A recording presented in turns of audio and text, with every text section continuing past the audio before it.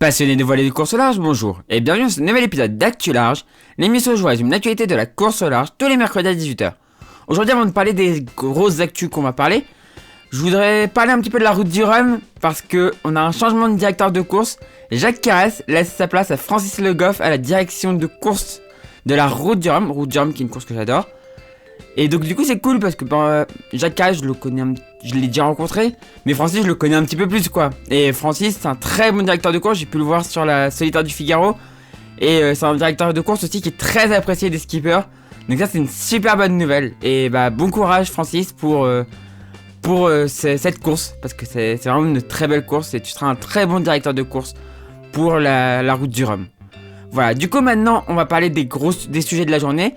Donc aujourd'hui on va parler du coup du Vendée Globe où on a eu une nouvelle arrivée, et à l'heure où vous verrez cette vidéo, il y aura sûrement eu encore une arrivée, mais dont je parlerai dans le prochain actuelage. Ensuite on parlera de Virtual Regatta où on parlera du trophée Jules Verne puis du Vendée Globe. Et enfin on ira sur Sayoway où grâce à un abonné j'ai enfin retrouvé les classements. Et donc j'ai les classements et la position des bateaux, de quelques bateaux. Donc je sais qu'il y a encore des bateaux qui arrivent au Sable d'Olonne et donc on en parlera. Du coup, si vous voulez rien louper des prochains épisodes, n'hésitez pas à vous abonner et à activer la petite cloche des notifications. Et du coup, on commence avec le Vendée Globe maintenant.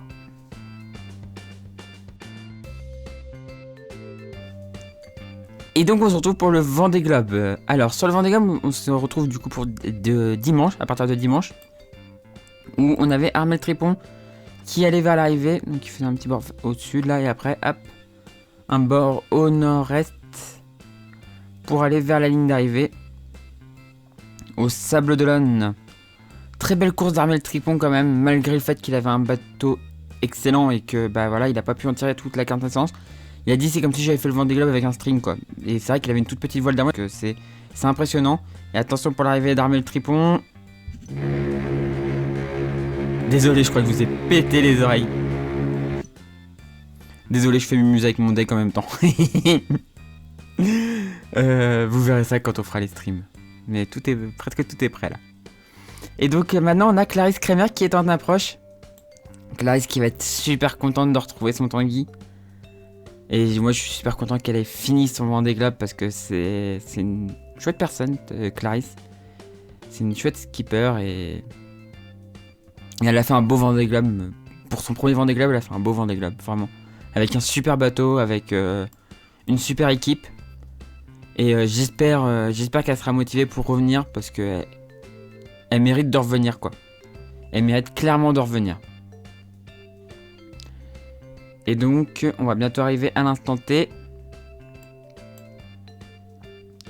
Avec Clarisse qui devra arriver du coup dans les prochaines heures. Voilà, attention, et elle monte. Alors elle va pas très vite parce que il y a du vent. Il y a pas mal de vent, il y a du trafic. Donc elle fait très attention à son bateau. Elle fait très attention à elle aussi, donc voilà. C'est pour ça, là elle a 14 nœuds, donc ça va, elle a bien réaccéléré quand même. Mais 10 nœuds 3 sur 4 heures, vous voyez que voilà, elle fait très attention. L'objectif c'est de finir le Vendée Globe, ça se trouve elle a peut-être une avarie aussi dont elle ne nous a pas encore parlé. Donc à voir, mais bravo Clarisse. Elle est actuellement, à l'heure où je parle là moi, elle a 61 000 de l'arrivée. Donc oui, quand vous verrez Actu Large, elle sera arrivée au Sable d'Olonne. Maintenant on va aller voir l'arrière de la flotte. Et c'est bien parce qu'ils ont enlevé ce timer là qui gâchait tout. Et donc ça c'est cool. Et donc on va aller voir à l'arrière de la flotte. On va aller voir Harry Uzela et Alexa Barrier qui sont en fait les deux derniers bateaux en course à être dans l'hémisphère sud, sachant qu'il y a encore quand même Samantha Davis, mais Samantha Davis est hors course. Et donc actuellement ils sont au prêt. Et ils vont essayer d'aller chercher l'Elysée. C'est pas facile. Là, c'est des moments pas super simples. Je pense qu'ils vont essayer d'aller chercher assez à l'ouest pour après avoir un bord assez rapide vers le nord. Oui, j'ai dit à l'est, c'est bon. Et du coup, on va regarder dans les prochaines heures. Voilà, dans les prochaines heures. Et en plus, le problème dans les prochaines heures, c'est que ça se calme encore, ça se recasse la figure. Donc on va bientôt avoir un virement de bord, je pense. Hein, parce que aller par ici, je vois pas l'intérêt. Je pense qu'il va bientôt y avoir un virement de bord. Pour aller chercher le vent par ici, quoi. Parce que à l'est, je vois pas pourquoi ils iraient à l'est, en fait. Ils iraient plus à l'est. Moi, je virerais déjà, en fait. Clairement. Ah ouais, mais le truc aussi, c'est que... Alors, t'as une dépression qui est en train de sortir ici. Ça, c'est assez banal. Enfin, c'est assez normal. Ouais. Soit ils attendent un peu avec la dépression. La dépression en avançant va redonner un peu d'air comme ça, mais... Là, on est déjà à plus de 42 heures. Non, non, pour moi, ils vont virer d'ici peu de temps. Ou essayer de traverser une zone un peu molle et aller ici, quoi. Mais c'est... Ça veut dire s'imposer beaucoup de molle, quoi. Et j'ai pas l'impression que ce soit pour un énorme gain, quoi. Donc, à voir ce qu'ils vont faire. À voir ce qu'ils vont faire, sachant que Samantha, elle a déjà viré. On va aller la voir maintenant. Donc, on a parlé un petit peu. Donc, eux, je pense qu'il voilà, faut aller... Ils vont peut-être pas tarder à virer et à commencer à tirer des bords, peut-être pour aller vers... par ici. Parce que je vois pas spécialement l'intérêt d'aller par là. Samantha, elle... Via sa petite avance, bah du coup, elle est presque dans l'Elysée. Elle va pas tarder à pouvoir repartir. Elle a 8 nœuds 8 actuellement. Mais elle devrait pas tarder à pouvoir repartir dans l'Elysée. Le vent devrait commencer à donner assez rapidement. Et donc bah, après elle va foncer vers le nord. Elle va commencer à pouvoir foncer vers le nord, dans l'Elysée. En direction de l'équateur. Donc c'est super cool pour Samantha. Qui j'espère va pouvoir finir son Vendée Globe hors course. Ensuite on va parler de ce petit groupe de 3 là.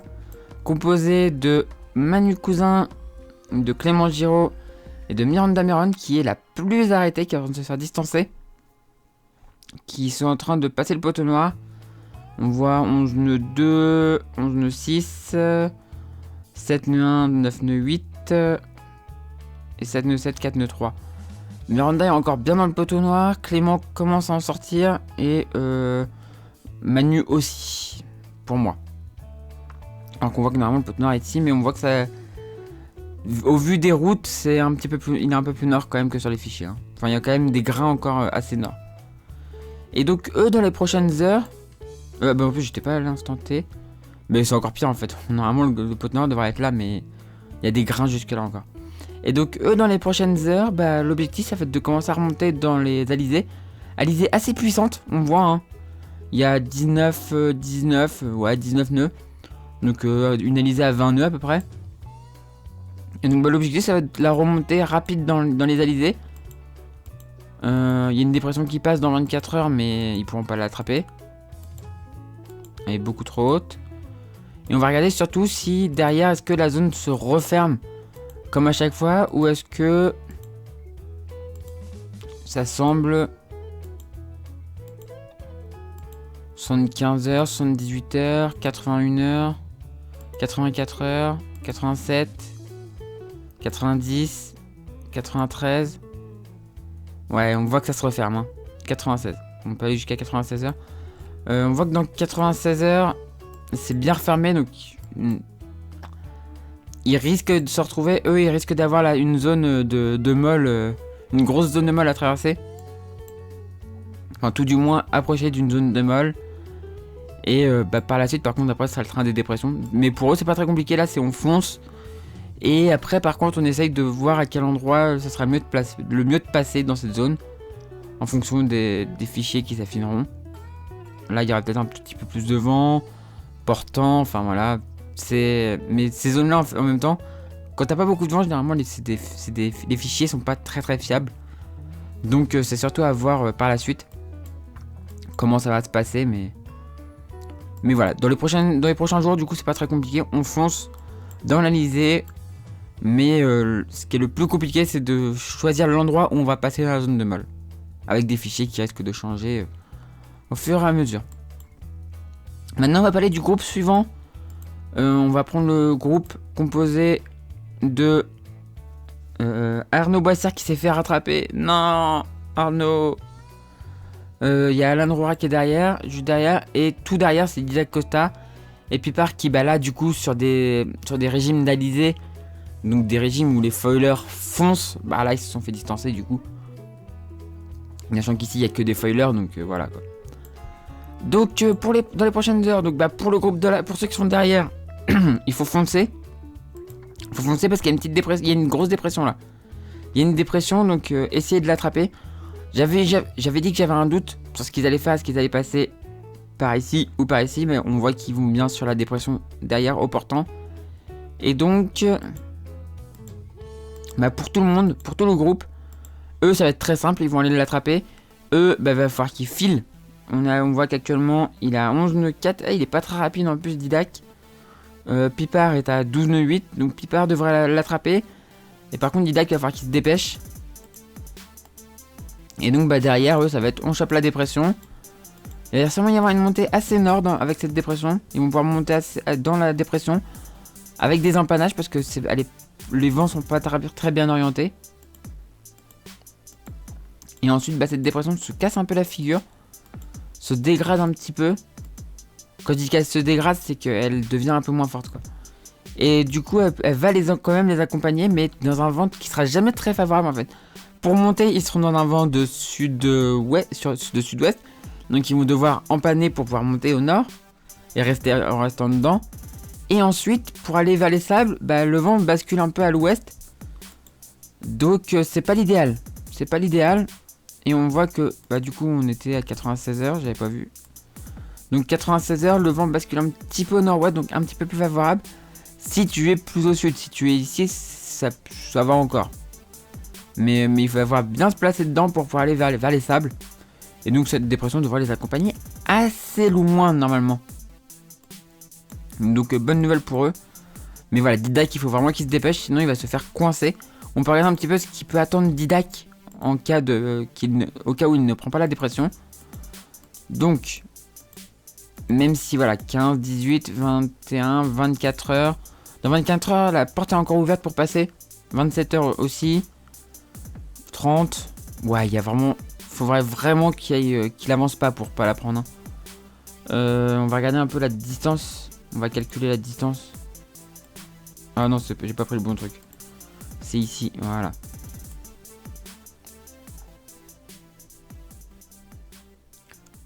Avant de rentrer vraiment dedans, il y a 583 000. 33 heures, ça passe. Normalement, 33 heures, ça passe. 36, on voit que 36 c'est encore ouvert, hein, donc normalement il devrait pouvoir passer sans trop de problèmes. Et donc de pas se faire coincer en fait derrière. Ouais, 51 heures ça passe. C'est à partir de 60 heures où ça devient chiant quoi. Donc normalement il n'y a pas de souci. Il devrait passer à l'aise dans ce passage. On va maintenant parler de ce groupe là, donc composé de Jérémy Biyou et de Romain Attanasio. Romain Attanasio s'est fait doubler, ça y est, par Jérémy Biyou qui prendra du coup la 13e place. Parce que Jérémy va quand même plus vite normalement. Jérémy est à 857 000 de l'arrivée. Il a 14 nœuds 1 et 977 000, ouais. Donc il commence à reprendre un peu d'avance. Et bah jusqu'à l'arrivée, eux, bah là ils choperont pas ça normalement. Puisque ça va continuer à avancer, voilà. Et bah il va falloir qu'ils attendent, ils vont avoir une petite zone de molle et après ils vont avoir la dépression derrière là. Ah non mais attends, 87 heures, non ça va pas. Non voilà, il me semblait bien qu'il y avait un truc, je voyais pas la même chose tout à l'heure. Donc ils sont dans du vent. Ouais, ils sont dans du vent avec cette dépression. Et qui va les propulser normalement à bonne vitesse. Même si, ouais, non, elle descend vers le sud. Elle descend vers le sud. C'est rare les dépressions qui font comme ça en fait. C'est assez rare. Mais normalement, il devrait quand même garder un peu de vent, même si on voit des zones un peu plus molles qui se profilent ici et ici. Pour moi, il faut aller passer dans ce passage-là. Il y a un petit passage ici, il faut aller ici. Donc 24 heures, ça devrait le faire. On va regarder un peu la distance qui les sépare. 476 000, ouais, ça devrait pouvoir se faire. 24 heures. Donc 476 000, tu les fais pas en 24 heures, mais... Enfin, je pense pas à la vitesse où ils sont. Non. 14,1, ouais, non. Mais... On voit que la zone, avec un peu de vent, reste encore à 36 heures, tu vois. À 36 heures, t'as toujours une zone avec un peu plus de vent ici.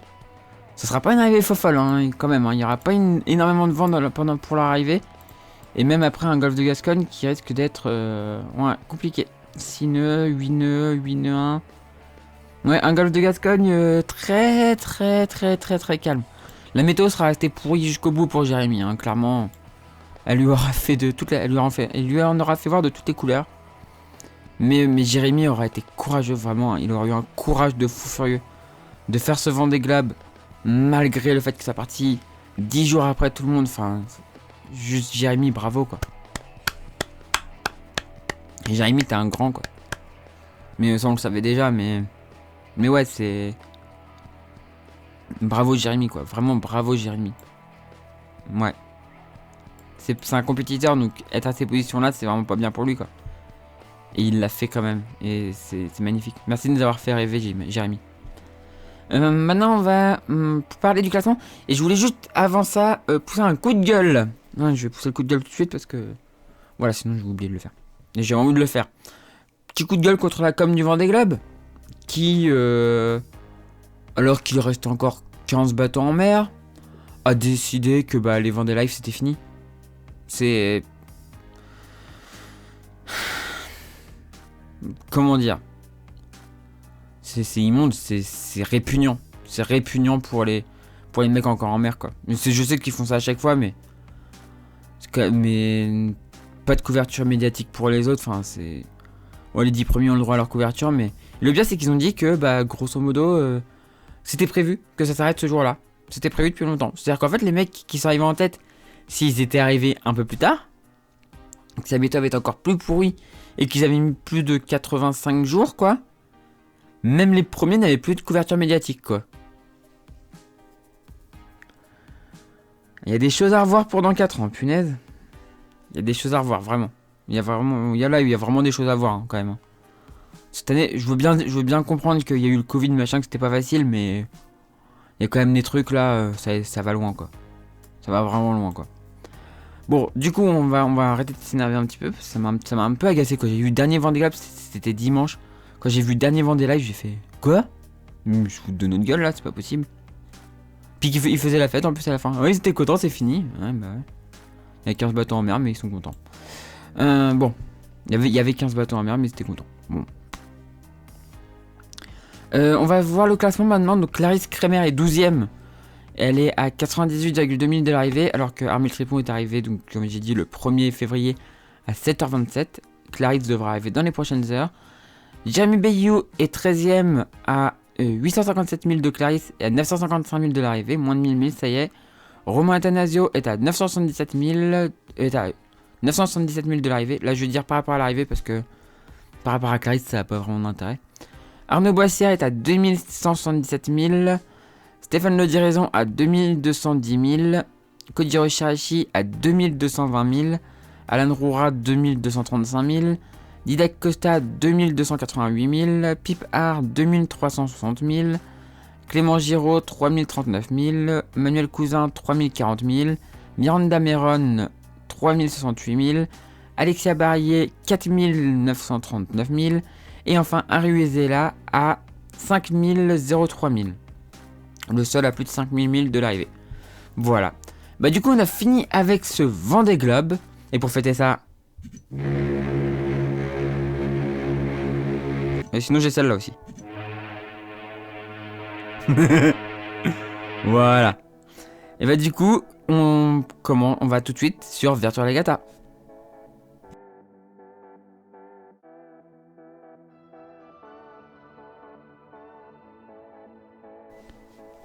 Et donc on se retrouve sur le trophée Julien sur Virtual Regatta, où je suis toujours 792ème, mais normal, j'ai pas passé d'autres portes de parcours. Donc on va aller voir un petit peu la route. J'ai ralenti, on est à 24 nœuds 2, hier j'étais à plus de 34 nœuds encore, c'était de la folie. Mais là on a un petit peu ralenti, on va aller voir un petit peu sur la carte ce que ça donne, après on ira voir le routage. Et voir un petit peu où est-ce que sont les autres. Je sais qu'il y a des bateaux qui sont dans l'Atlantique, qui sont en remontée Atlantique, j'ai vu des photos, enfin des captures d'écran, donc c'est cool pour eux. Là on a Santosa, CNV, ISF, avec qui était super bon sur le Vendée Globe, hein, qui a été le premier de Barentin, qui a été vraiment excellent. Premier de Barentin, premier du département, enfin vraiment de la folie. Et moi actuellement je suis ici, vous voyez, bon là il y a mes points pour la journée. Et je suis revenu un petit peu, j'ai l'impression, sur le groupe de devant. On voit que ouais, il y a Jet Nemo qui est plus très loin devant, qui est 39 millième, lui. Et sinon ouais, des groupes là, 7941ème, enfin voilà. Et j'ai une traversée du Pacifique un petit peu plus complexe, j'ai l'impression que l'océan Indien, mais ça va encore, voilà. J'ai eu la descente très sud là et je commence à remonter tranquillement vers le Cap Horn. On va aller voir ça du coup sur le routage sur Zezo. On voit l'arrondi là qu'on est en train de faire, hop, un petit arrondi, et ensuite on va aller vers le Cap Horn qu'on doit atteindre tout maintenant le 6 aux alentours de 3h du matin.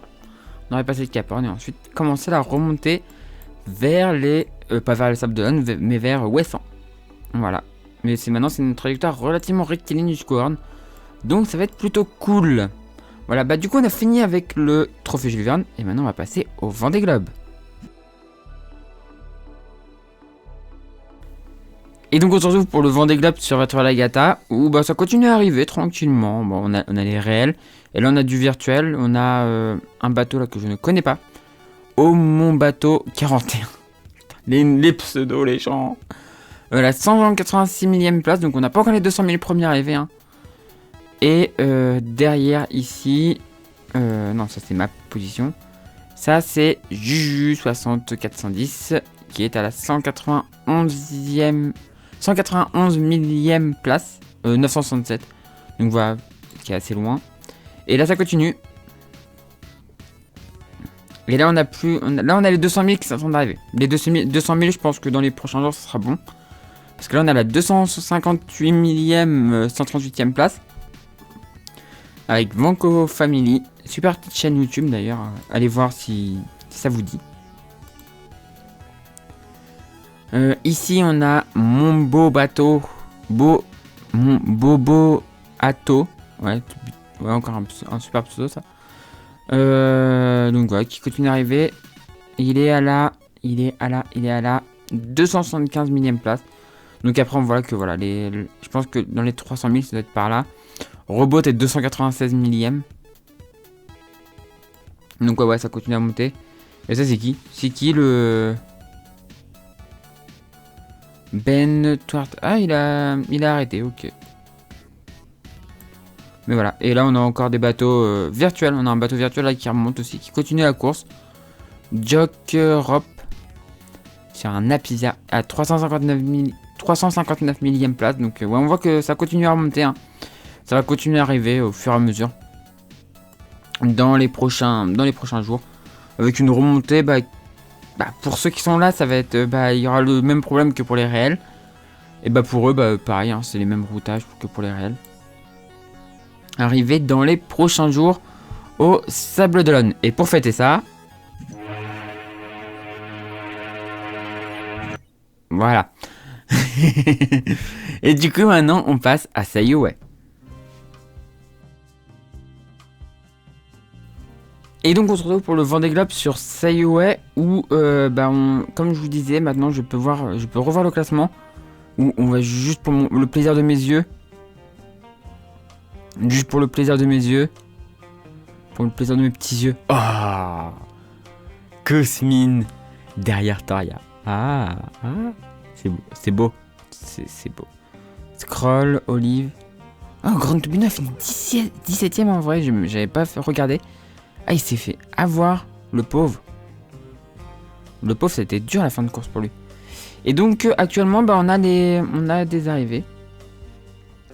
On a eu une arrivée il n'y a pas longtemps, là, le 72ème. Allez. Bon, ça rame un petit peu. Vous connaissez ma connexion internet. Et puis, je crois que j'ai l'impression que le site n'est pas hyper optimisé. Mais voilà, le 72ème est arrivé. Et derrière, on a ici le 73ème, 74. On voit que voilà, ça arrive au fur et à mesure. Dans les mêmes conditions que les réels, donc c'est plutôt cool. On a 76ème, 74ème, 97ème. Voilà, j'ai affiché les 100 premiers. Et du coup, voilà, ça arrive petit à petit vers les Sables d'Olonne. Leur Vendée Globe est bientôt fini. Plus de 20 jours derrière nous, quoi. Enfin, derrière moi, parce que j'étais même pas dans le même jour que les premiers. Les premiers, c'était encore 3 jours devant, je crois. 3 jours. 2 ou 3 jours devant moi, je sais plus. Mais eux sont beaucoup plus loin. Ils ont fait un Vendée Globe à leur rythme. Et le plus beau, c'était de le finir. Voilà. Bah, du coup, on a fini avec cette actu large. En parlant de finir, on a fini avec cette actu large. Et on passe tout de suite à la outro. Voilà, j'espère que cette vidéo vous a plu. Si c'est le cas, n'hésitez pas à mettre un pouce en l'air, à la commenter et à la partager. Si vous n'êtes toujours pas abonné à la chaîne, n'hésitez pas à vous abonner pour ne rater des prochaines vidéos. Si vous voulez aider financièrement la chaîne, n'hésitez pas à faire un petit tour sur Utip ou Tipeee, les liens sont dans la description de la vidéo. Vous parlez d'une publicité ou une vidéo, ça ne coûte rien, moi ça rapporte quelques centimes. Et si vous souhaitez faire un don, bah c'est possible aussi sur ces 2 plateformes, voilà. Et du coup, moi je vous dis à la prochaine pour la prochaine vidéo sur la chaîne Victoria. Et du coup, ciao tout le monde, ciao ciao ciao.